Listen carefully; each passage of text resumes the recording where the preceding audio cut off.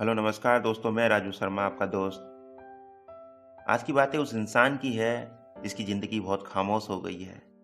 वो जो बाहर की दुनिया की शोर से बिल्कुल अलग है।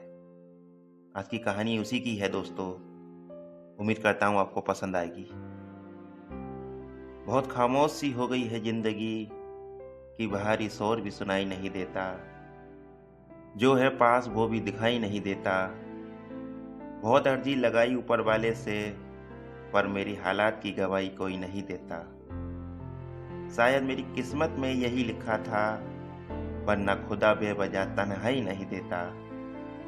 हर दर्द जहां से धीरे धीरे उतर गया, पर कुछ है जो भुलाया नहीं देता।